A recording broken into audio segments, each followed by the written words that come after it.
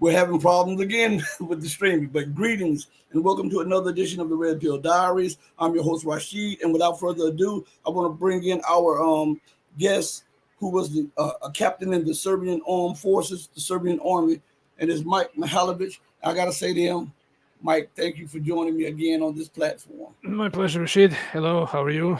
I'm doing pretty good, Mike. I want to jump right into it. I know time is of the essence, so what is Yeah, going? I'm a bit tight with time today. I have maximum 50 minutes. Yes, So, yes, I know time is of the essence. So I just want to say, I want to ask you, what is going on in Georgia? Is there another color revolution that the United color States? revolution. I mean, simply the government doesn't want to have any influence. They doesn't want to limit. The government want to limit the influence of the foreign media, and they want that all of foreign influencers disclose their financing. But it's a classic. I would call that typical classic color revolution. I don't know how it's going to end, but it will be really really tough. Mhm. I see that one of Saakashvili's former party members have been arrested in Georgia Yeah. with the demonstration. Now, Mike, why would people get angry over that bill when it's for the people to understand and know foreign influence and foreign funding of groups and leaders? Follow the money. Who is paying for that? Yeah, very simple. Follow the money and where that money is coming from. So it probably coming from some common sense or maybe black funds. Who knows? So people are some of those protesters are genuine. They want really to keep whatever is now. Some of them were paid to do that. The same thing happened in Ukraine. Some of the protesters were on Maidan. They really wanted changes. Some of them were nationalists, fascists, Nazis. Some of them were paid for that. But again, follow the money and you will see where is the source. And I would say it probably is somewhere in Brussels. Mhm. Well, I see color revolutions being inspired by the U.S. and NATO all the time. Yeah. Why are these leaders willing to put their countries in hawk or in pawn Mhm. just to get a few dollars? They see the example of what's going on in Ukraine. Mhm. They saw what happened when the first so-called color revolution happened and the war between Russia and Georgia. Yeah. And they're seeing what's going on with every one of the people, every one of the nations that get in bed with the West. Why would First of all, why would they do that? And then why would the people bag them in doing that? Well, again, money is the key. So the key people, they will get their bank accounts filled. They will got positions like in Ukraine, so that they can influence the outcomes of bids or anything that can get them more money. It's a greediness, a pure greed of those who want to get on power. The masses, the ordinary people, they I understand that they're frustrated by and with the situation. I was the same in Serbia. I thought that once when the democracy finally come, it will be better. It will be honey and milk all around. We will all have our jobs. But you know what happened from the bad, it turned into worse because corruption was blossoming, and that's the reason why I simply said, okay, enough is enough. I'm done with that crap. If I want to simply to get out because I can't change anything. We were simply deceived by those who got their possessions. They filled their pockets. So basically, a situation like that is everywhere in the Eastern Europe, and not only in the Eastern Europe. It's in North Africa, uh, Asia. So everything is orchestrated from one source. They're playing with on disinformation ticket because they brainwash people. Look at the media. Today's no, even I stopped watching news on TV because they're ridiculous. They're simply ridiculous. I can't hear anything new. Now, even on the TV, even if you watch the weather forecast, Yeah. you may ask yourself, hey, is this really correct or is this really true? Or maybe they're playing with that as well. So the only thing that now that I'm watching TV is the weather and sports. At least, and but no, not the top sports because corruption is there. For instance, I like to watch football or soccer in the States, but those some like a second league or third league. So South take on a German third league. At least those guys are not corrupted. They're playing the honest game. Everything else, above else, from the sport to government, is corrupted. And even politicians, even they spit on each other in the parliament. Behind the scene, they're the best buddies. Yeah. Well, And we, that's we the see that reason why also. everything suits me. Yeah.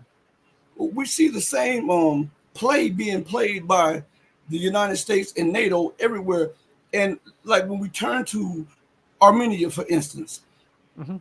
why hasn't there been backlash from the Prime Minister of Armenia, who is trying to steer Armenia towards the U.S. bloc and is turning his back on a tried and true tested ally like Russia? Well, Armenia is playing on the edge, on the knife edge. They're too weak. They're surrounded by enemies, basically. Their only friend is to call friend. It's Iran on the south. Now, if Armenia, the moment when they get out from the Commonwealth of Independent States or that security organization, they will be attacked, and they can't resist. Azerbaijan is financially much stronger, militarily much stronger. So Mr. Pashinyan is trying to play double role, but if he break his relationship with Russia, he's finished. The West is going to do nothing. They will send only verbal strong support. This is what the Western government do. What for instance, French government, British government, they want crisis because they live on the crisis. They think about the leeches and sucking the blood. So to thrive those kind of governments, they need to have a crisis anywhere in the world. Doesn't matter is it Africa, Asia, or Europe. Closer to Russia, better for them, Yeah. because that will in their opinion, that will be simply taking off Russian resources. So in any case, from the West, Pashinyan can only expect sincere moral support. Everything or anything above that is utopia. Doesn't exist. Do you think that America is purposely and NATO is purposely trying to light the planet of flame or fire because they're losing their influence, they're losing their power? If you look to, like I said, the Central Asian states, you look to Asia, the new Yeah. bloc, a power bloc. Then you look to Africa, and the African nations are tired of being occupied and talked down to by the Exactly. West, and they're Yes. pushing them out, and they're inviting the Russians in to train and arm them. Mhm. Do you think that America and NATO are saying, if we can't rule, we're going to just set the whole world afire? It's turning that way. It's really turning that way, because for instance, what is the most important industry in North America and Europe? It's a military industry. It's a military industrial complex. So, for them to thrive, to generate jobs for people, they need a war. Not one. They need multiple wars everywhere. More wars, better for them. So the whole set is going toward that. Everything is moving in that direction. More wars, better for military industrial complex, better for the donations, better for all of that stuff that the greedy politicians are getting. So European Union is, but bear also in mind that no matter how strong production in that case they have, they're lacking something. They're lacking raw materials. They're lacking energy. Not because they can find it, but it's getting too expensive, and inflation is going to basically bury those countries. Look how much the prices are now. I see in Canada, the prices are 30%, 30% up with everything. So that is the biggest issue. People are simply unhappy with that. But you have a media that brainwash people all the time. So for some other reasons, so that we have to support Ukraine or support whatever country. More crisis is definitely better for the certain category of people. Peace is simply not work with them. That will be the shortest way. I mean, we can talk about that this subject for hours. But wars generate income for military-industrial complex and generate income for the particular warmongers, which are sitting in the parliaments or congresses or senates or whatever organization is named. So that is the biggest issue, and the ordinary people are just pawns. They have to go out, they have to protest, they will get beaten or they will get paid to do that, whatever. But nobody will ask the small man for anything. Small men only need to pay taxes and to die for any kind of reasons for the sake of those on the top. I put this up on the screen. I want you to listen to this for a minute. This was an excerpt of an interview that I did maybe a month and a half ago, and this is what he has to say about NATO and America and the system. I just want you to listen to this real quick. Yeah. Okay. Ordinary person and ordinary business in the country, and I'm not in the United States, but the same principle applies everywhere. We could all get along really well, trade with one another, because there's stuff I would like to buy from American businesses, and there is stuff that American people would like to buy from, France, Croatia, China, wherever. And in that case, we could simply live in peace and trade with each other. And, if somebody spent too much and produced too little, their currency would get punished, their credit rating would get punished, exporting countries would be hesitant to, export their goods to them because they would worry about getting paid and so forth.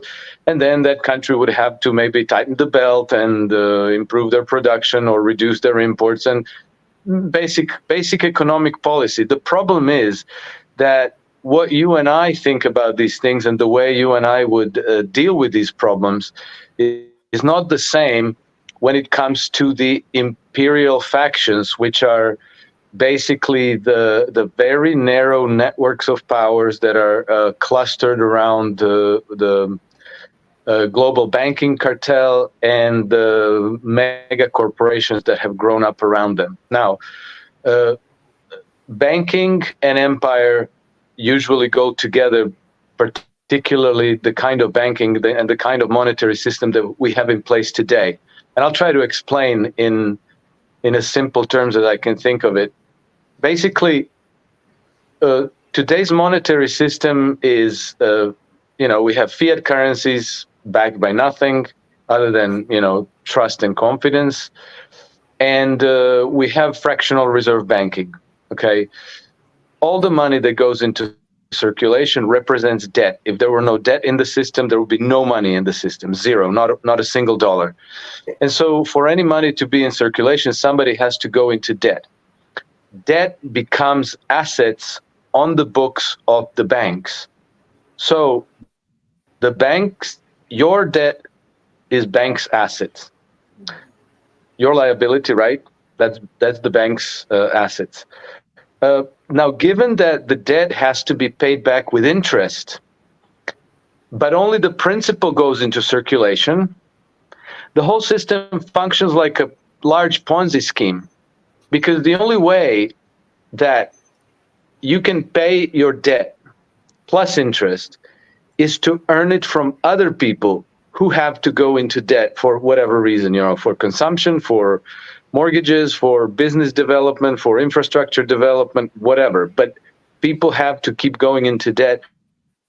And the system is only stable for as long as it grows. So that's why we have this imperative of always growing the economy, the GDP growth. Even when everybody's satisfied, everybody has everything they need, and maybe they only need to make minor purchases, there's always this imperative for the whole system to grow so that people go more into debt and buy more crap so that more crap can be produced.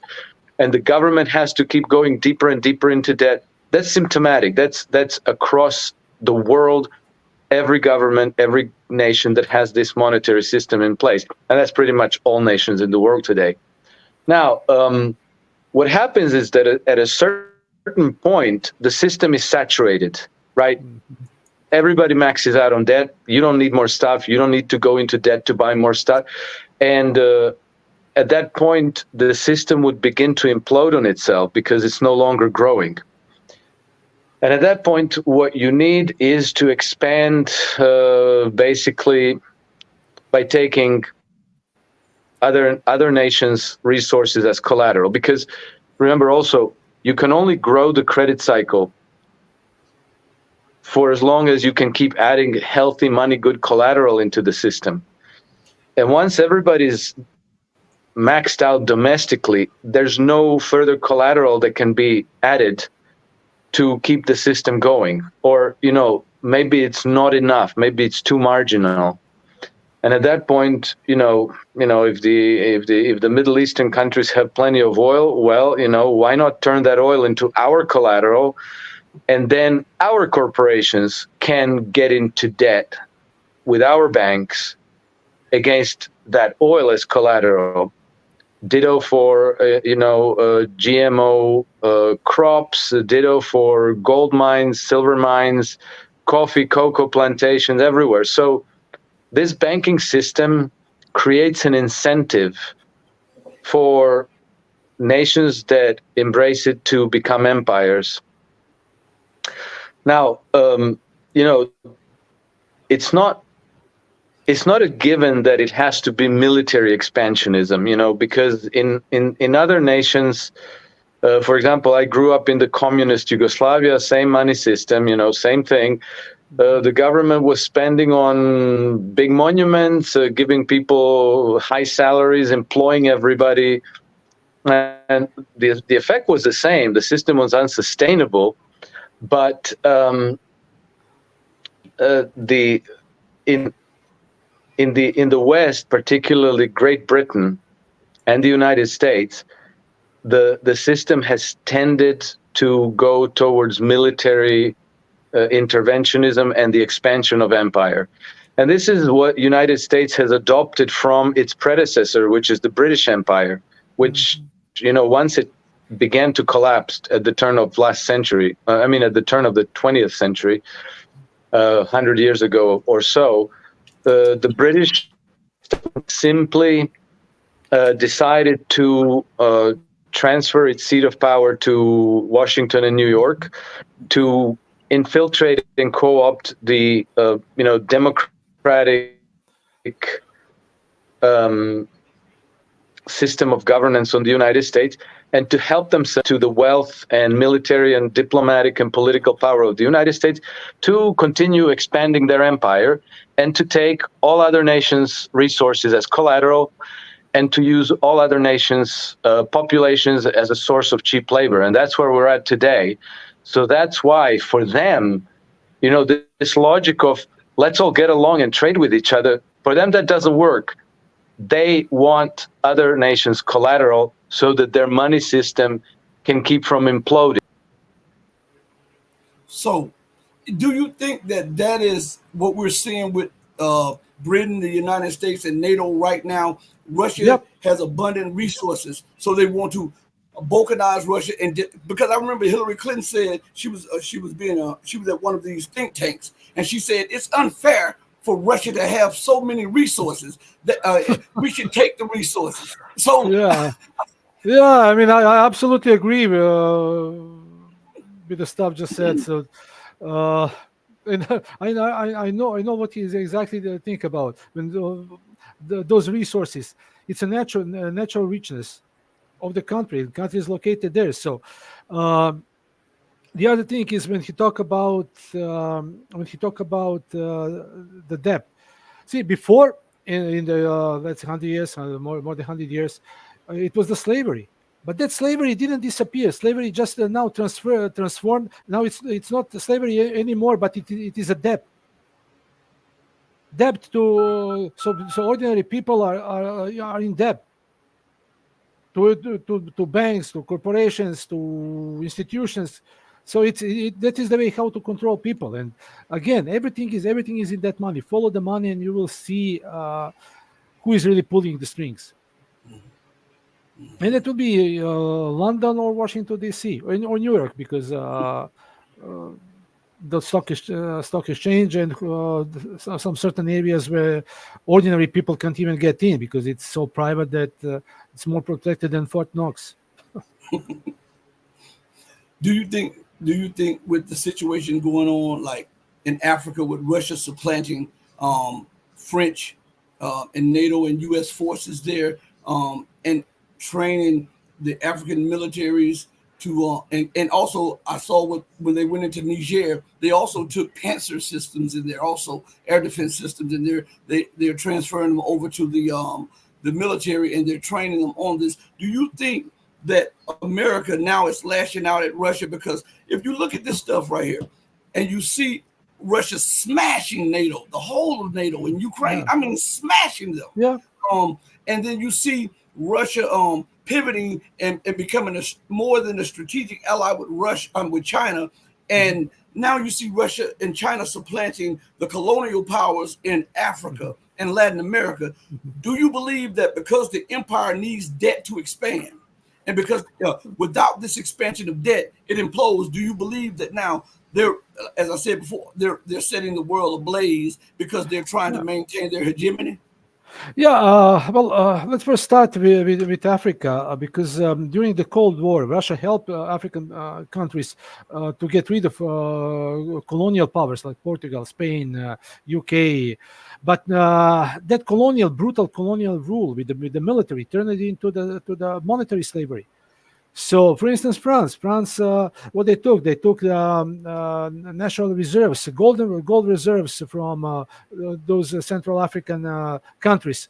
Not Central African Republic, but those countries which were former French colonies, and they kept the ruling elite on the way that they recognized them as a representative, so they were on the good terms with the French governments to the time, and also because the corruption. But now Russia simply helping African countries to finally break loose from those colonial powers. But Russia is not going to use natural resources, for instance, of Niger or Central African Republic or Chad, because they don't need it. Russia has their own resources unexplored, and they're still exploring stuff, still building the mines and all. So Russia has plenty of that, so they don't need it. But who doesn't have it? France, Belgium, UK, Spain. They have nothing. They have only banks, and they're operating with the banking system. So it's finally time for African people, and I'm quite happy to see that they're getting rid of those neo-colonial chains. Finally, it will be a struggle. It's not going to happen overnight. But I'm expecting a few color revolutions in Africa, some military interventions, but people are not uneducated like before. There are medias. People can get the stuff through the multiple sources, and also they see, for instance, if Chinese companies, they come, they build a factory, they build a road, they build a mine. Of course, they have interest, some economical interest in that, but at least they employ on some normal terms local labor. And now, when you read some Western media, oh yes, it's Russian colonialism or Chinese colonialism. They don't treat people well. What can be worse than how Western powers treat African people? Is there anything worse than that? Right. Yeah. So hopefully, those African countries need finally to get independence and really use their natural resources for the benefit of their own people, not for the benefit of business people in the West. I look at all of this stuff as a picture, a total picture. The Western news presents these different events as separate entities, like the conflagration in Palestine, the revolution in Argentina, where they just put in a pro-Western leader, the pivot to Asia, the trying to balkanize Russia, also the Armenian situation, the Turkish situation, and the Georgian situation. And I look at it all one thing, because as America was getting smashed and is getting smashed in Ukraine, all of a sudden they were trying to put pressure on Russia in Syria. They're trying to put pressure on Russia in Georgia with this foreign agents thing. They're trying to put pressure on Russia in Armenia. And the provocations continue. Do you believe that Russia will finally start striking these depots outside of Ukraine, because the United States continues to escalate with the long-range ballistic missiles, the influx of so-called "quote-unquote" mercenaries, which everybody knows they're foreign special forces Yeah, and everything. yeah. Do you Well, I believe don't. fed up? I don't. Yeah, I don't believe that Russia is going to directly attack those, let's say, warehouses or depots for the foreign weapons. But as soon as they cross the border, they're followed. Ukraine is penetrated with the Russian agents. There is a local from the professional agents to the locals who simply tip off everything. So Russia is doing that patiently. They are waiting until they have multiple independent confirmation, and when they decide, they strike. So they're committing blow after blow for those high-ranking. No, not high-ranking, high important warehouses, and West can deliver the stuff. Yeah, I'm expecting that it will be more ballistic missiles. It will be F-16. It will be maybe even German Taurus cruise missiles. Yes, so be it. Let them come. They're facing not some third world country regarding to the military power. They're facing Russia, and Russia has a goal. Russia is working on this goal meticulously. So they will achieve that. They will get to Dnieper. It maybe not tomorrow, maybe not next year, but they're going to achieve their goals, and they will not stop that. And Russia has the power behind them. Russia is a member of BRICS. There is a China, Iran, North Korea, everyone that the West talk about dictatorship. Of course, those countries are not ideal. They have their bad things. Let's be honest. But at least now we have like a polarized world similar to that was in the Cold War. But during the Cold War, bear in mind, the American economy, U.S. economy was the supreme. U.S. had production, U.S. had the development, the U.S. invested in their own people. As soon as that stuff was shipped, because the greediness of those business owners and the banks, as soon as they put the production out of the states, everything turned into like a service industry based on the fast food and insurance and the used car sales. just to talk that funny stuff. But it is simply not good for the ordinary American people, because ordinary people are sinking. There is no middle class anymore. U.S. lost the mainspring that forced U.S. to be strong country. Now U.S. has only military, but just look at the U.S. military now. The U.S. military 20 or 30 years ago, two completely different stories.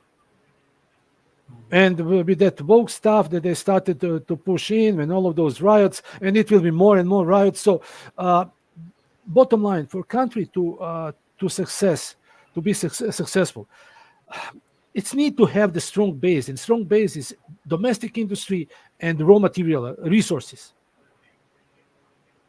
How many of now factories you can see that works in the States? How many? I'm often driving here in the GTA, Toronto area, and everything that I see is just a small, very, very tiny production facilities. Everything is just warehouses and marvelous buildings with the insurance companies, banks, all of that stuff. So no production. And before, Canada at least has some production. I think in the States is even worse, because our production in North America, it was shipped to China. And China, in the beginning, for 10, 15 years, 20 years, they learned. They know how to do the stuff, and they all surpassed everything in the West. And imagine now if some of those people, the Western politicians, talking that they're going to bring production from China. Well, first you need to have a people to do that. In China, for instance, iPhone, just ordinary iPhone, it can be made for, let's say, less than $100. In the States, how much it will cost to do that? Because you will have 75% of management, HR, and all of that stuff doing a lot of things, and it will cost $4,000. Who is going to afford to buy that? Yeah. See, countries that lose production, that lose resources, is finished on the long term. It is not like something that's going to happen overnight, but down the road you will see that. Let's say we're talking about generation. Let's say 20, 25 years span. well, Mike, why does Russia allow America to constant?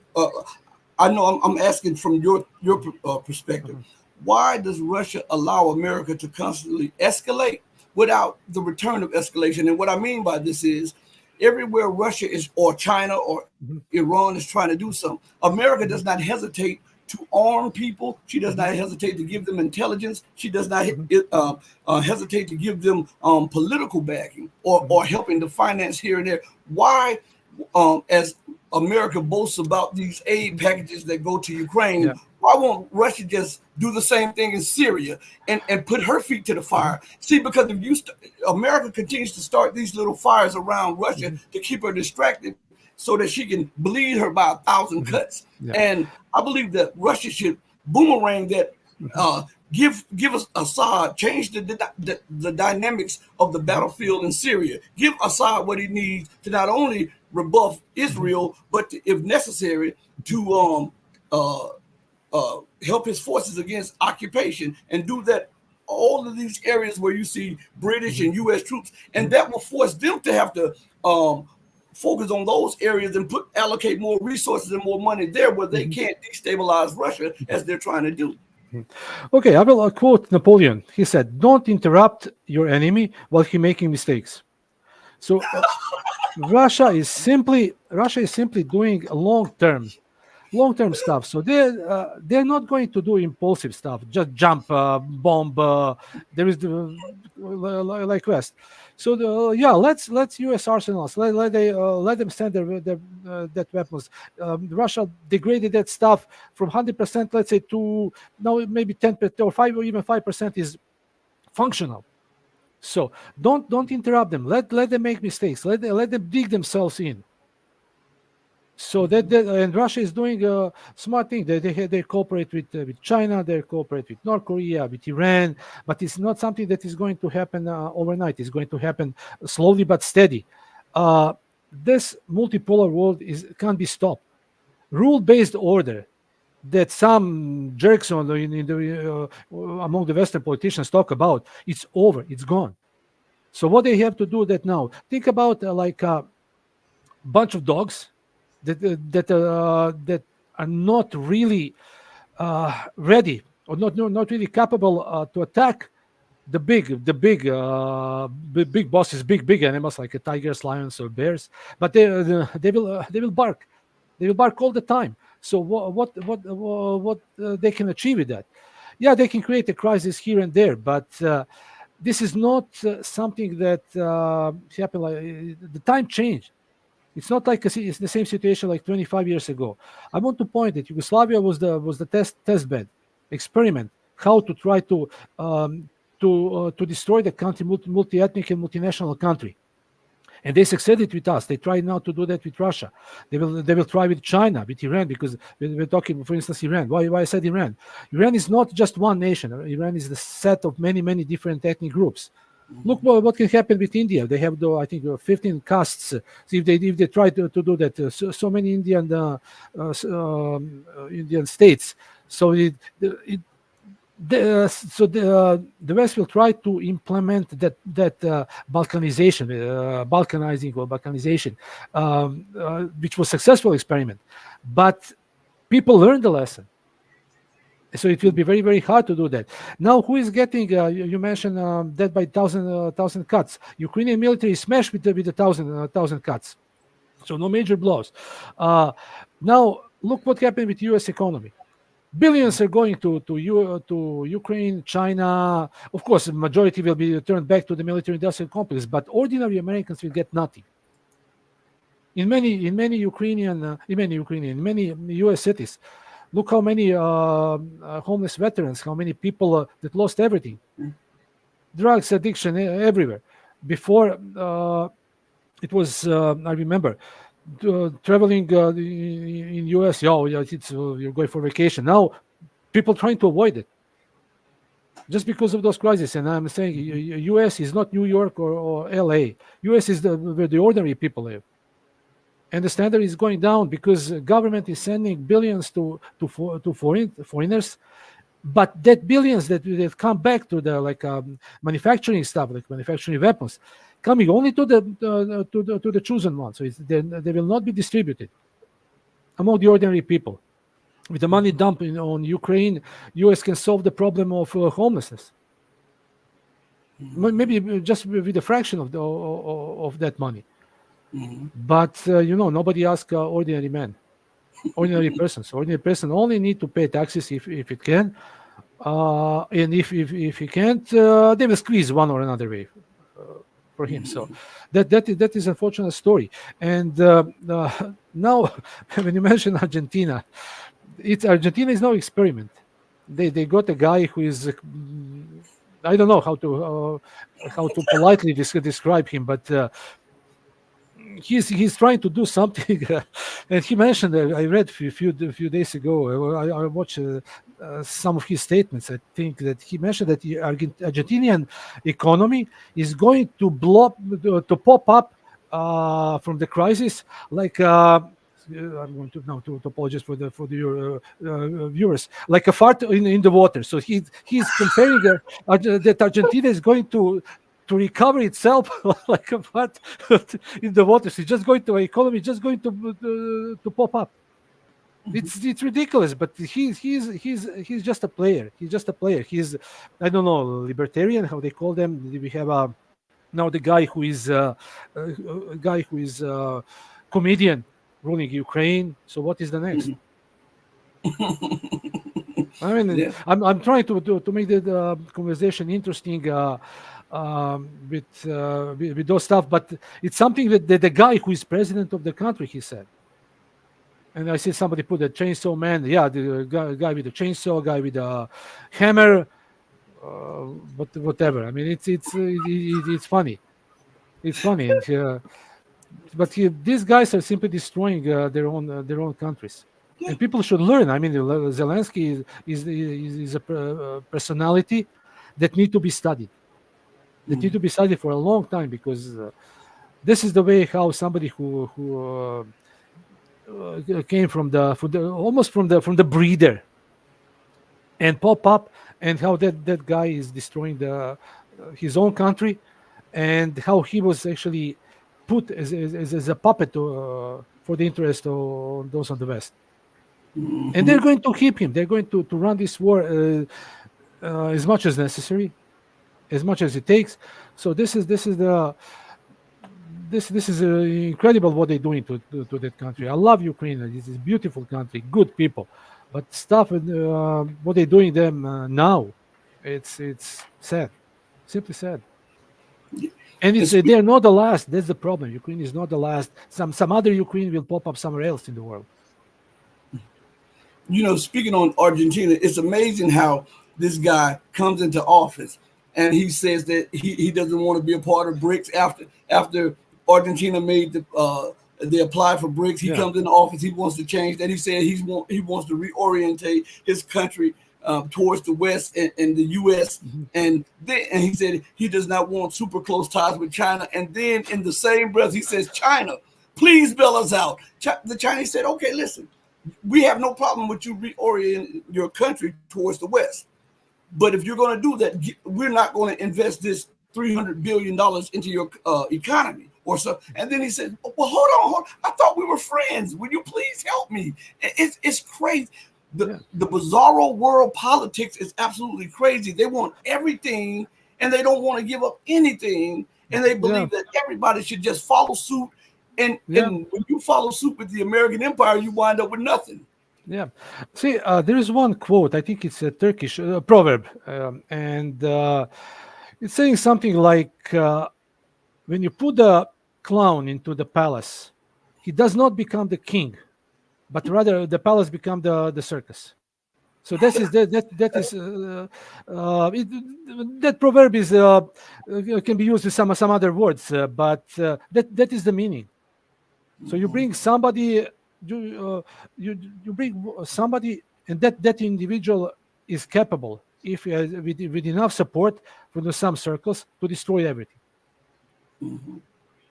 Yes, sir.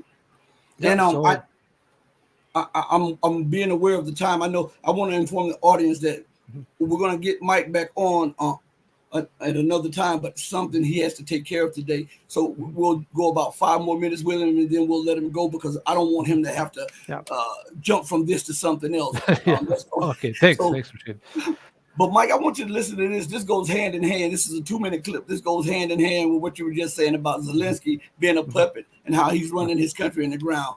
And this was, I believe this clip came from at the beginning of the conflict. So I want you to listen to what Colonel McGregor has to say about Colonel is genius. Pay attention.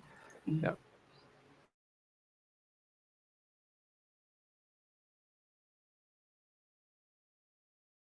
Douglas McGregor, who joins us now. Sir, what's the strategy? What you're seeing is that the Russians have now driven what is left of the Ukrainian forces, who are taking refuge in population centers, cities, because they have no mobility, no air defense, no air cover, no logistical infrastructure.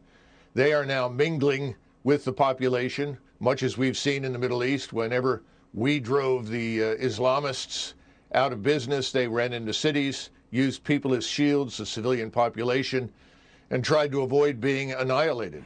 Russian forces, I think, frankly, were too gentle.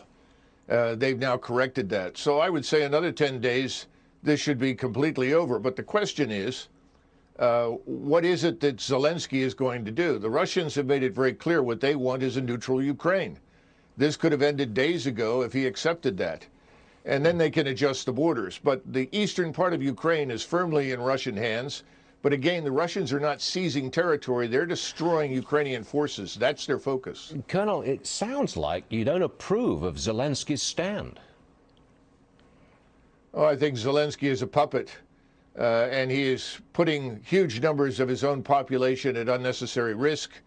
And quite frankly, most of what comes out of Ukraine is debunked as lies within 24 to 48 hours. The notions of taking and retaking airfields, all of this is nonsense. It hasn't happened. He's not a hero when he's standing up for himself and his own people? You don't think he's a hero? No, I do not. I don't see anything heroic about the man. And I think the most heroic thing that he can do right now is to come to terms with reality. Neutralize Ukraine. This is not a bad thing. A neutral Ukraine would be good for us as well as for Russia. It would create the buffer that, frankly, both sides want. But he's, I think, being told to hang on and try to drag this out, which is tragic for the people that have to live through this. Yeah, I absolutely agree with the colonel. So I simply admire him. He's a genius. He said everything. But what surprised me really is that it was on the Fox, on one of the major mainstream media. Mm-hmm.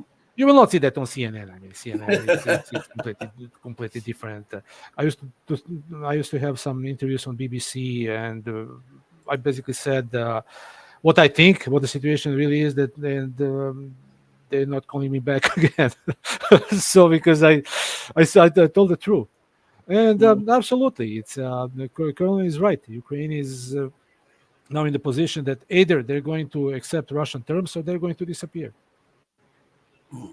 Now, last question, and this is pertaining to your homeland, Serbia.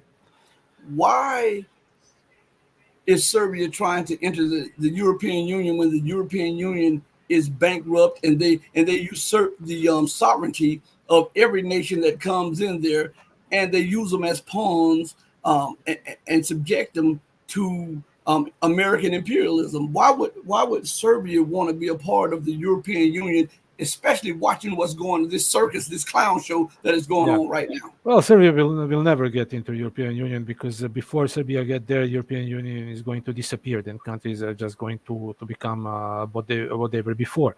It is political decision, and Serbian politicians, they're trying to sit between East and West.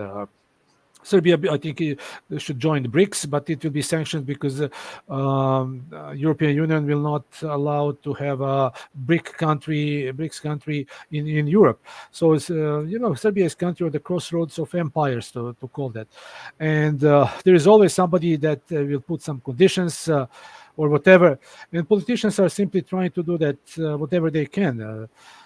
Some of them are sincere, some of them are not. Like in many of those former East European countries, they will simply want to fill their pockets. And you have NGOs, Soros, and all those vultures going around, scavengers, and whenever they set their foot, it's disaster is coming on scales that can be different, but letting them do the stuff in the country freely, it's just an invitation for trouble. All right. Mike, thank you. I don't want to hold you any longer. We'll get back with each other and bring you back on again when you have a little bit more time. I understand when things pop up, but I appreciate this time that you've given us. My pleasure. Right. Okay. Thank you. Okay. Thank you. Bye. Cheers. Everyone, let's thank Mike for coming and joining us on this platform. Now, listen, we're going to try to do another show later on tonight, and we should have some Patreon or some channel member stuff dropping tomorrow or Friday and Saturday. Okay, so be patient with us. We're working around these bands and all of this other stuff. But we're not going just yet. Let's see what Serious Biz has to say up here. Let's put a quote up. He says, "It's nothing different in Ukraine. Poroshenko was also a billionaire with heavy ties to America." And what's crazy, hey, Serious Biz, and what's crazy about this is Poroshenko made his fortune in Russia. Some of his assets were seized. They were in Russia, and some of the other assets that were seized were in eastern Ukraine at the time, which is now under Russian. It's under the banner of the Russian Federation now. So these people are so corrupt. This is what I continue to tell you. What America does, what the West does, and they've done this in Africa, they've done this in Latin America. How do you think that they've prospered and dominated and ruled? What they do, they send fillers. You know what a filler is, right? They send a few dignitaries or whatever into these countries. They pretend to be concerned about the situation that these countries are in, or the population, which then they say, well, let us help, and they use NGOs, and all of these so-called aid groups to go in there, and they go into these the part of the broken population that is poor or disaffected or dissatisfied with certain policies of the government. And what they do, they start pretending as if they had those people's interests at heart. And so they start cultivating these people, and then they start shaping them into what they believe as future leaders. And they give them the wherewithal and all the resources that is needed to alleviate some of the poverty or some of the hurt. So these people then feel loyal to America, or they want what they believe is the so-called American dream or the Western way of life. And that's once they grow up into that, or once they're brought up into that line of thinking, then it is not so hard for the American spy apparatus to then tap into that whenever it's necessary. And then what they do, they find the one who is the least one who would stand on principles, and the least one who would choose nation over Western democracy, right?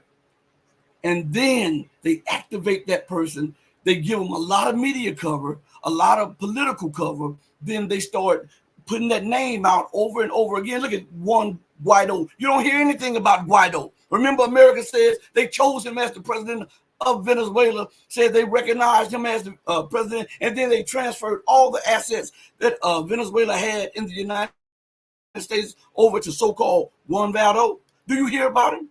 Because every coup that they tried was unsuccessful, because the people in Venezuela got hip to that, and they were like, no. So then America tried to bribe the generals and the intelligence agencies. And here's the kick right here. What was crazy is that America was talking about there'll be change in Venezuela, there'll be this and there'll be this, because they thought that they had tapped into the generals and the intelligence agencies, and they did not know that this was what they call a double blind or a double play. The generals and the intelligence agencies, they're loyal to the cause of Hugo Chavez. We know that Maduro is the president, but Hugo lit a fire under these people, and these people started to be loyal to his second in command, who is now the leader of Venezuela. and they were feeding him all of the information that what is his Mike who was the former Secretary of the United States? He was fat and now he's slim. Pompeo, and all of these people were feeding to him, and Pompeo and them, they were saying things like, we know that there will be change in Venezuela soon, and this and this. And then when the day of the coup, they realized that they had been tricked by the Venezuelan intelligence agency and the Venezuelan military, and that they stood up and they bagged Maduro 100%. When they had egg on their faces after that, the United States then resorted to trying to assassinate the president of Venezuela through a drone attack while he was in front of the public. I think it was a military parade, and the United States tried to attack him and assassinate him in front of Venezuelan people. You see the desperation of the empire. So they tried this. They used this at every step. Whenever they don't get their way, they're like children. You know, have you been around or have you seen spoiled children that when they don't get their way, they act up? Nothing can soothe their ego until they get what they want, even if everything that they've done has not led up to that. They'll kick, scream, fight, throw things, spit, yell, everything to try to get their way, right? But what it takes is a stern parent to put them in their place, put some on their behind a little bit and get them into place. And this is what we're seeing with Venezuela, Iran, Chad, Mali, Burkina Faso, and all of these nations that are now saying enough is enough. No, we don't have the military wherewithal to rebuff you, but what we can do, make it uncomfortable for your military bases in our country, so you don't want to move them. We'll bring in your enemy, and we'll let them establish a military base about a mile away from your military base, and then we won't allow you outside of your military base, and then we'll invite Wagner or whatever the new name is into our country to protect the leaders and all of the organizations and instruments of government. See, this is what nations weren't doing before. America could go and assassinate, go overthrow, use their military to cause color revolutions, and then they could just usurp authority from the legitimate people. But now when people get mad at America and they want to remove them from their country, they invite China, they invite Russia in, and then they allow them, like Djibouti. Djibouti is one of the only African countries to have, I think it has about 8 or 9 foreign military bases, and they put China's base right next to the U.S. base so that the U.S., if they thought about getting mad with them, they could not overthrow the legitimate authorities of that nation. Other nations are doing just that. And you hear the anger. Russia is trying to colonize Africa. China is trying to colonize Africa. Isn't that something? The colonizer pointing the finger at somebody else, claiming that they want to colonize. That's projection. That's what the UK, that's what Germany, that's what all of these nations are doing. To give you an example of what I'm talking about, let's go back to Sudan. The Sudanese people, huge country. I mean, huge. I believe before balkanization, I believe Sudan was just short of 1 million square miles, just short of that. Huge country, right? The United States, when they did these studies about the oil in Darfur, guess what started popping up? Free Darfur. Because they found huge amounts of oil, gas, and other untapped resources there. And the United States wanted to take Darfur from the Sudanese people. So that when that didn't work, guess what they did? They stoked up tensions, and they started an ethnic strife. So they started a South Sudan and a North Sudan. And guess what? So prior to this, you know how America says, well, we're about democracy and the will of the people. Well, the will of the people did not really want a vote, an independent vote on South Sudan. But the Sudanese government obliged them because of the maximum pressure that the United States was putting on the Sudanese people through sanctions and the Sudanese government and the Sudanese military. So guess what happened? And Germany, you're about to get called out too. So while everybody was looking at America and Great Britain or the UK, as they were employing their normal tactics to divide and conquer. Germany was sitting back in the cut, doing what Germany does, doing what NATO countries do when they want to advance an agenda.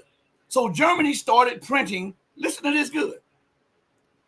They started printing the Sudanese currency, the South Sudanese currency, 2 years before there was ever an agreement on a vote on whether South Sudan should stay a part of Sudan. Isn't that something? The Germans started printing the currency of the so-called future nation 2 years before there was even an agreement on voting, not an agreement to partition the country, but an agreement on voting whether there should be a partition of the country. These people are crazy as hell. They want to balkanize and steal off the resources. That's what they want to do. And they have done that. They've employed that in Africa at unlimited scales. They've done it in Latin America at unlimited scales. They're doing it, and we see it in Asia. There was no South and North Korea. It was just Korea. But America deemed it her interest to go in there and try to impose a Western-backed government in Korea. Look at Japan, still under occupation. Look at the situation around that area. Look at the Philippines under occupation. Then let us go to Europe. If the Europeans can't see that America is using them to try to maintain her hegemony, then they're going to suffer the same fate as America. Look at, and the examples are in Georgia. The examples are in the former Yugoslavia. The example is in Ukraine. Look at in Central Asia, Armenia. Look at what they're trying to do in Central Asia with Kyrgyzstan and Tajikistan. Everywhere she goes, there's a trail of death, destruction, dissatisfaction, disease, and a desire for something new. Isn't that what the fourth horseman in the apocalypse was supposed? Everywhere he went, it was pestilence, death, destruction, right? If you don't believe that America is that fourth horseman, you don't know it. You just don't know what's really going on, because her actions and the consequences of her actions add up to that. It is. It is amazing. And Israel doesn't get a free pass on this too. This is why I asked Mike about why won't Russia put more weapons into the hands of the Syrian Arab Republic's armed forces. Because look at this. They have the S-300s, but Russia won't allow them to use them. Well, what good is that for me to have them if you won't allow me to use them? Iran, bring me in your Bavar 373. Bring me in your Qadar system. Give me something to rebuff these people. Because, and Russia should really want this, and I'm going to tell you why. Because when the conflict started in Georgia, the Republic of Georgia, there were Israeli advisors, Israeli trainers, and Israeli arms that were used in the offensive against Russian peacekeepers. And there were advisors that were making policy decisions. Listen to me good. They weren't just there whispering into Saakashvili's ear. They were actually making policy decisions on the next moves dealing with Russia. Why won't Russia return the favor? Look at what's going on in Ukraine. If Israel deployed or sent radars to try to detect Russian missile launches. They have Israeli equipment there, just like they have U.S. and Western equipment there. Nobody talks about that. They have Israeli trainers there. Why will I let you start a fire in my yard and not start one in yours? Since that's the route you want to go, okay, two can play this game, and we'll see who breaks first. We'll see who screams uncle first. We'll see who bows down first. You're not going to be allowed to do these things to me without any retribution. That's not how. See, they're lucky that I don't own a country, or that I'm not in control of a country, because the stuff that these nations take, I cannot do it. I couldn't stomach it, because first of all, I don't fear the nations. I don't fear the leaders of America or Western world, and I don't fear their threats. The only person that I fear is God Almighty. That's it. And I don't so much fear him in a way that you may think fear is. I fear him with admiration and love and dedication. So I don't care what you say you're going to do to me. You may be powerful, America. You may be powerful, NATO, but God is all powerful. And I'm gonna make my way with him. And I'm going to do what's incumbent upon what a leader is supposed to do in a position of leadership. Defend my people and my country at all costs. Not allow these people to do what they're doing. See, this politics of the so-called rules-based order has seeped into the minds and in the hearts of all of these leaders. They just allow America to do anything.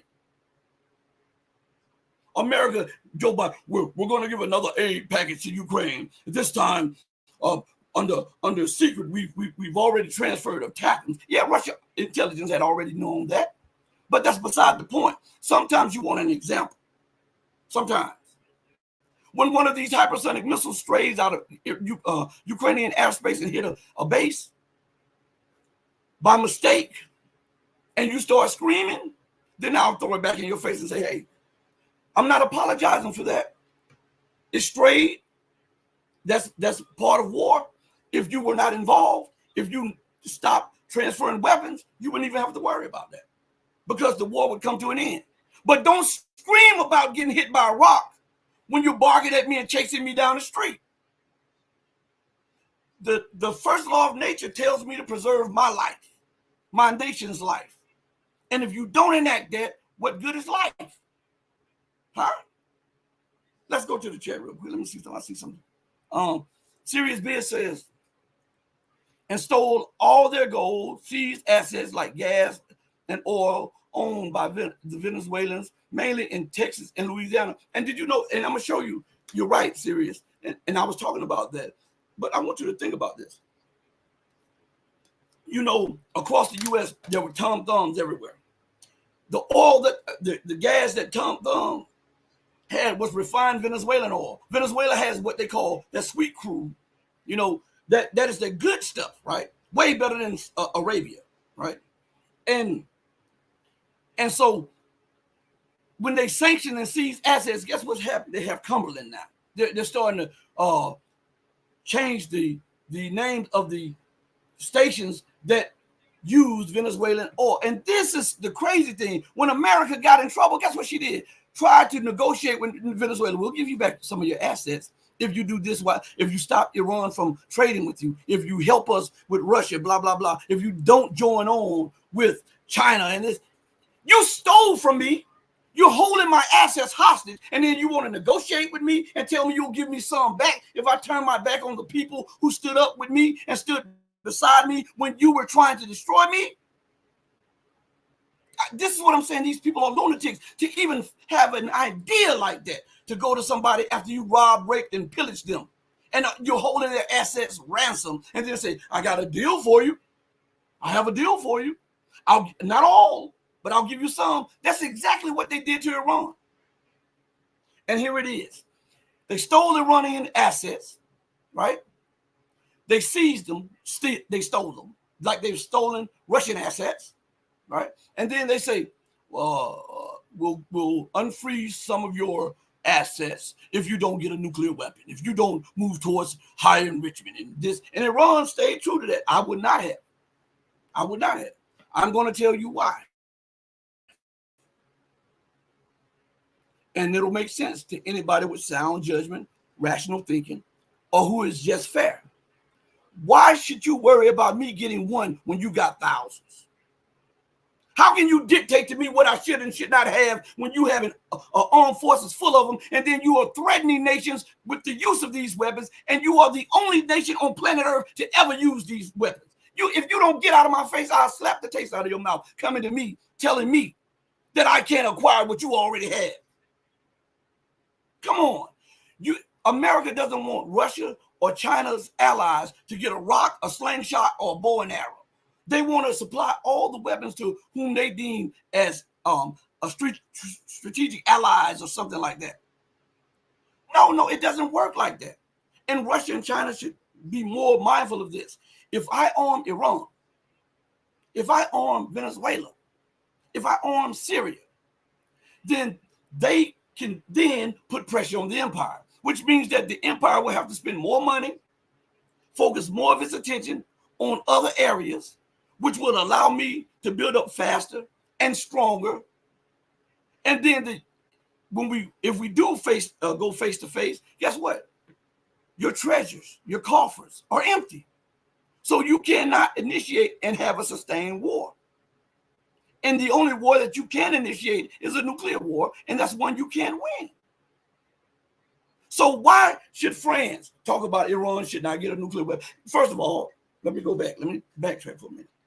France, the UK, and all of these other guarantees of the so-called JCPOA, we couldn't have negotiated that.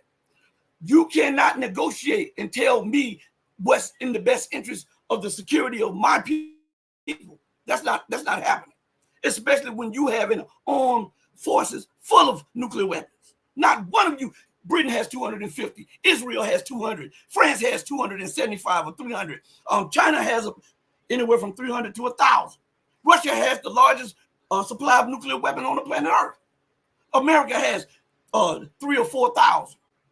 How in the hell can you negotiate with me to not have what you have so that I can defend myself?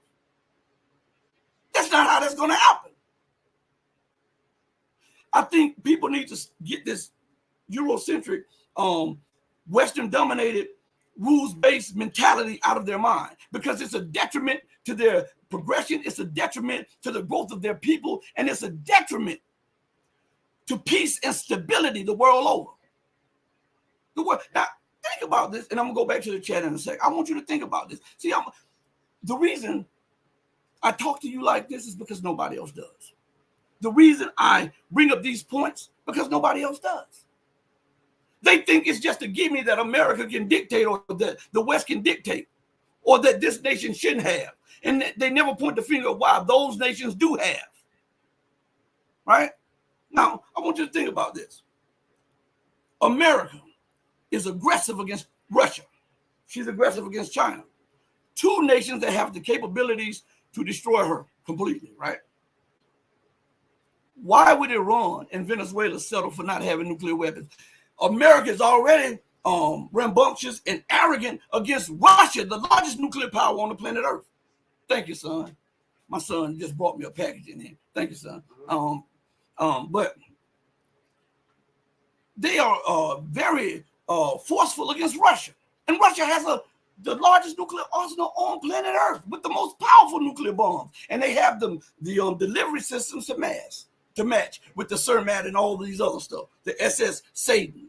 All these missiles that have unlimited range that can strike anywhere, and they don't even have to go over the North Pole. Russia's new weapons can go over the south, under the South Pole, and they cannot be detected by U.S. radars. So now, American military leaders and politicians know that.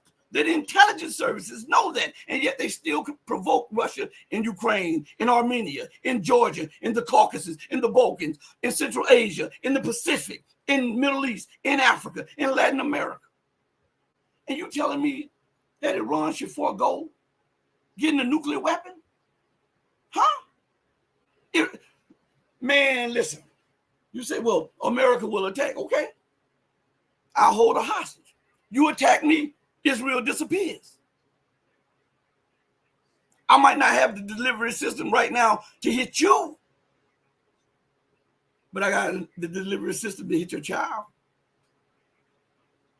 And we know that parents will prefer that you kill them than their children, right?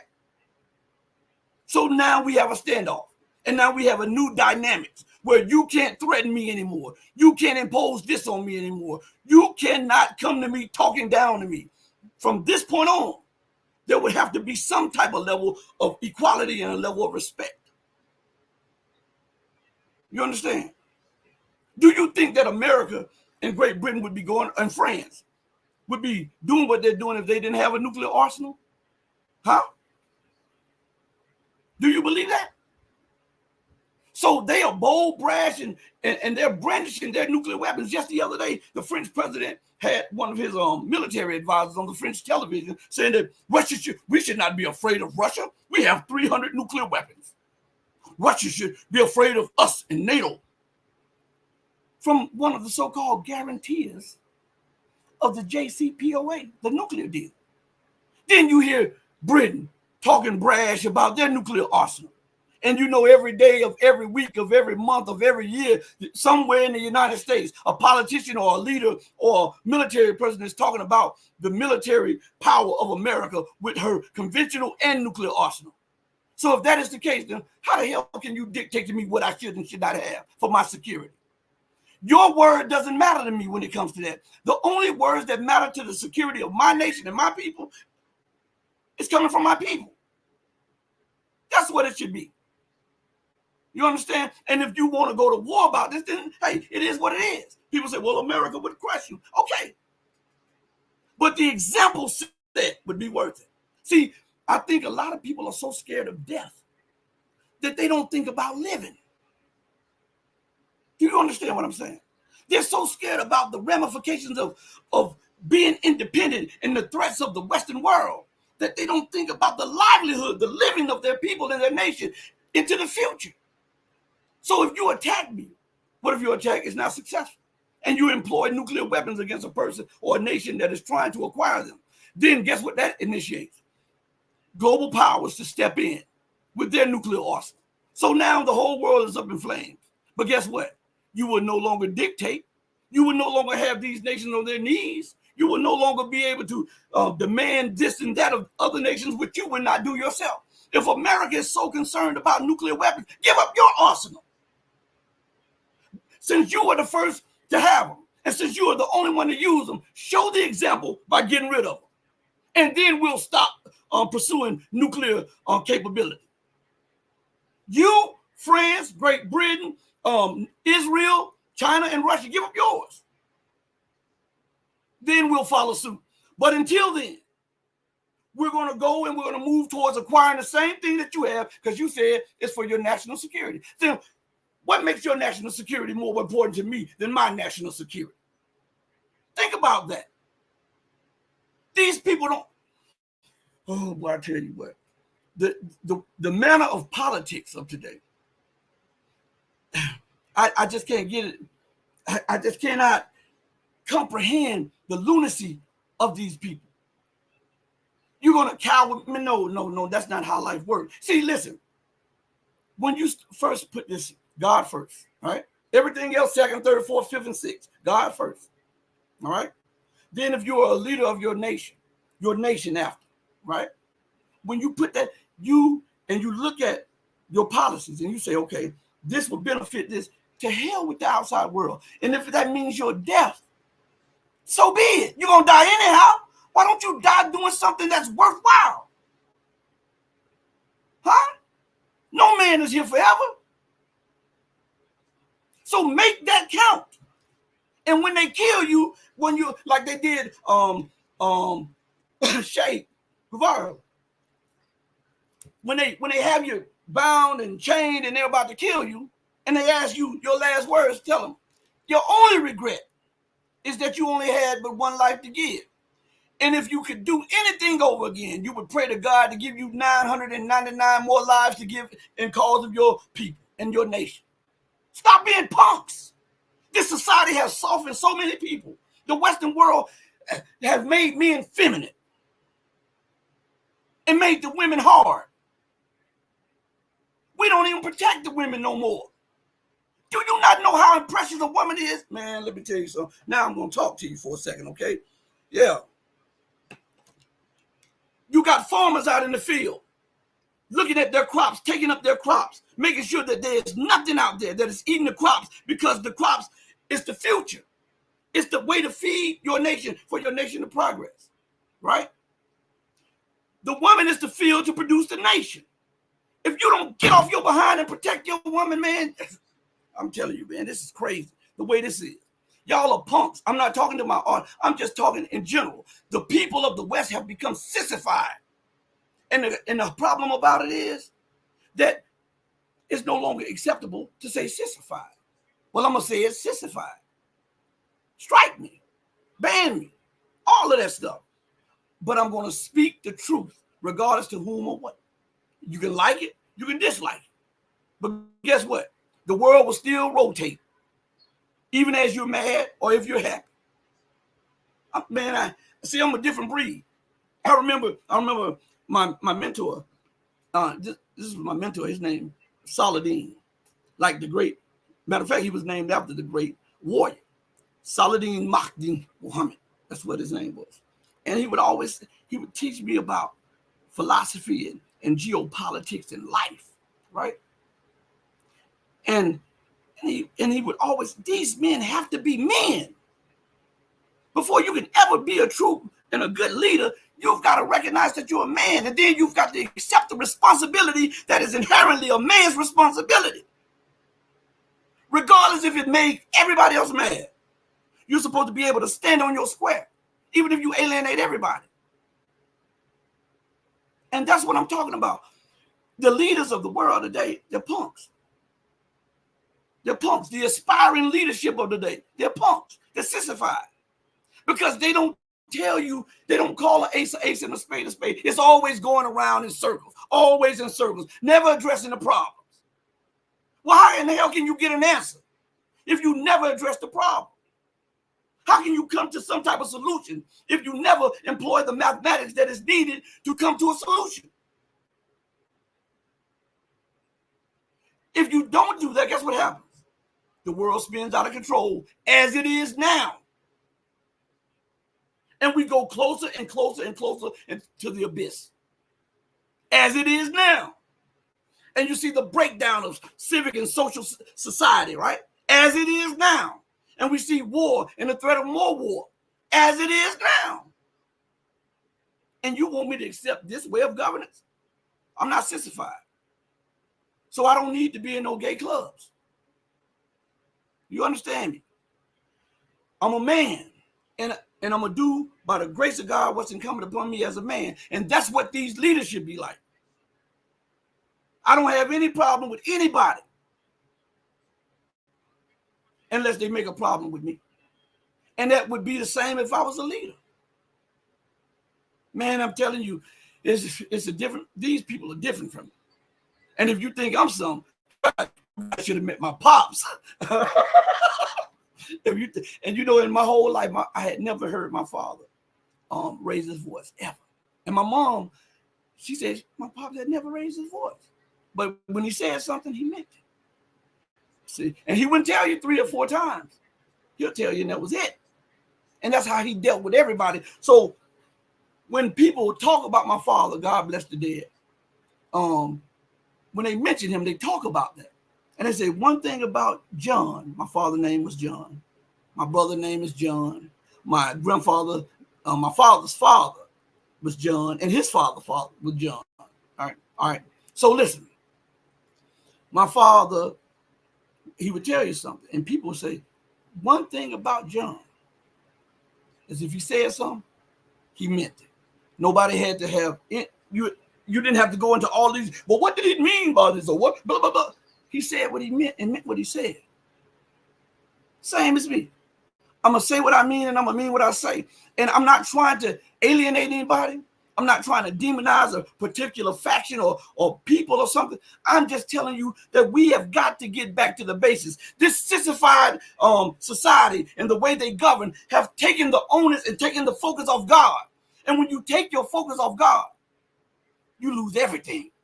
And to prove what I'm saying, they're losing their world right now.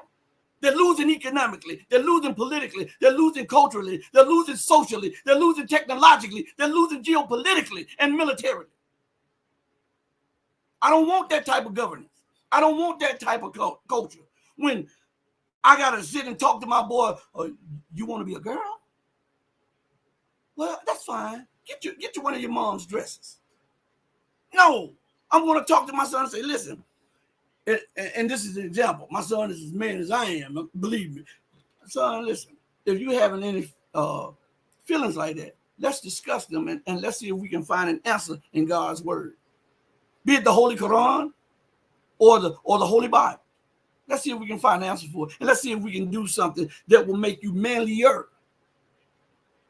Because the world has become so sissified, nobody speaks truth to power.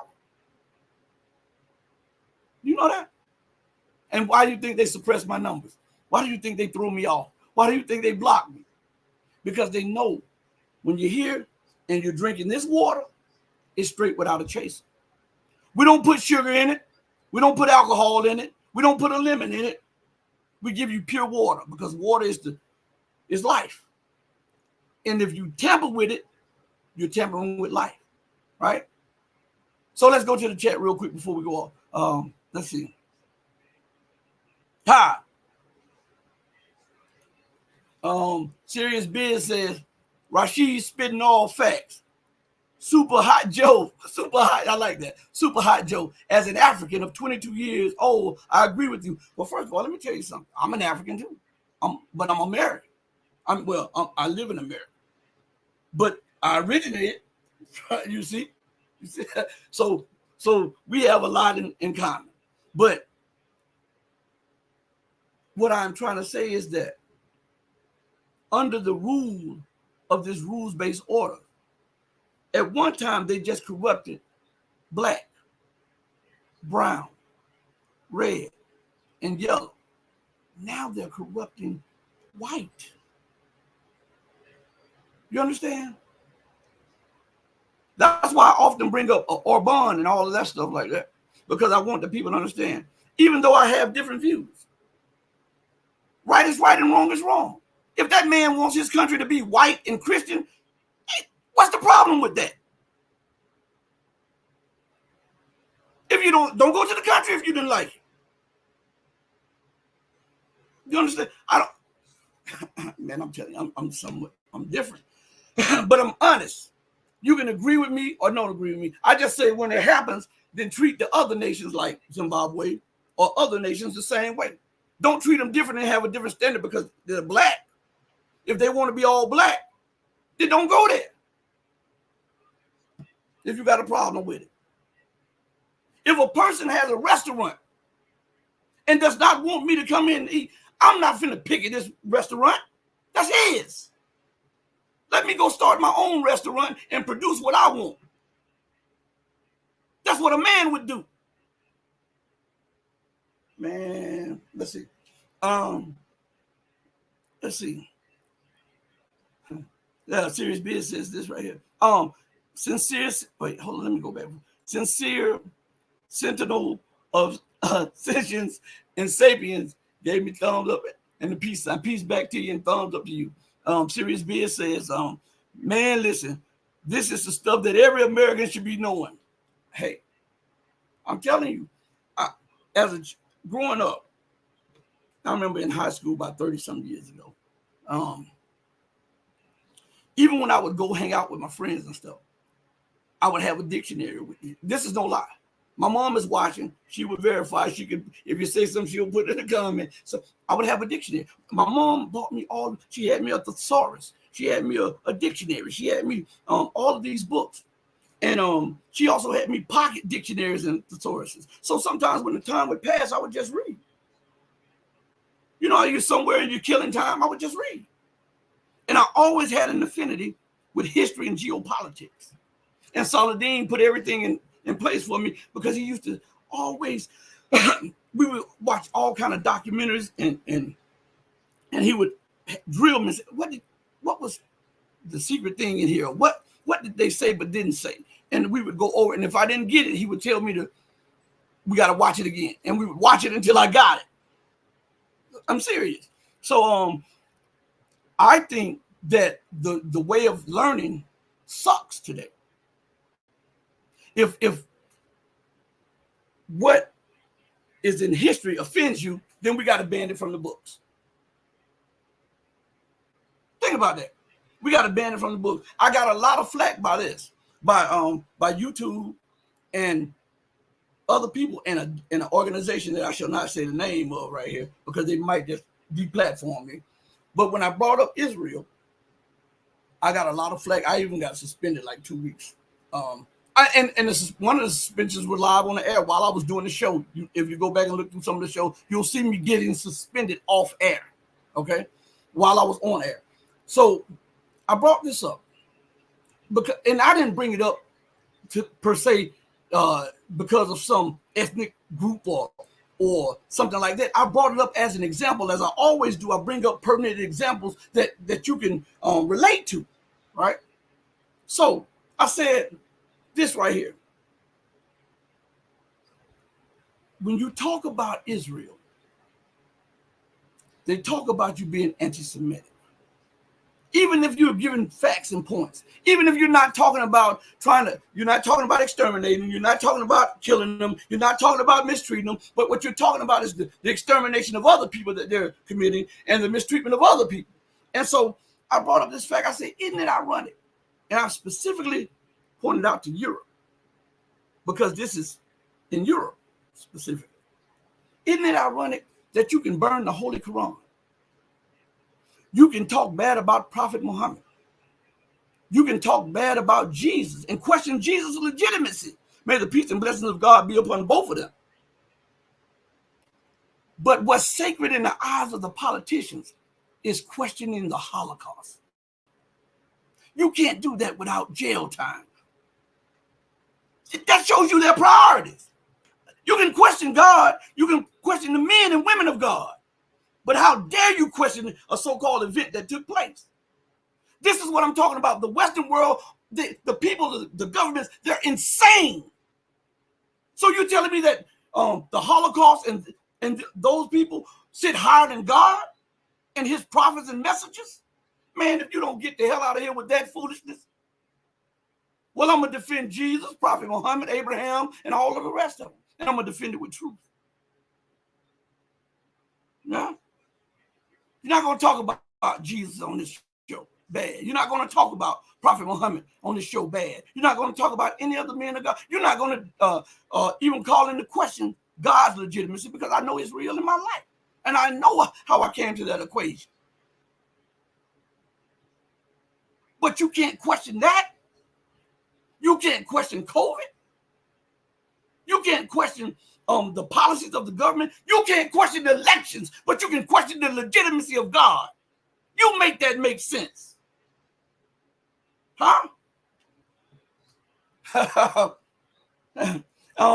Sincere Seminole says he's definitely telling it like it is right now. Couldn't agree more. Serious Beer says exactly the point. Right on, Rashid. And Perseverance Chameleon says they want all the hegemony without any of the risks. They want guaranteed subjugation. Boom. We have with us another mic drop moment with Perseverance Chameleon. This is what I'm talking about. Think about that. Have y'all ever thought about that? I know a lot of you haven't. You can't question COVID. You can't question the vaccines. You can't question the legitimacy of the U.S. elections.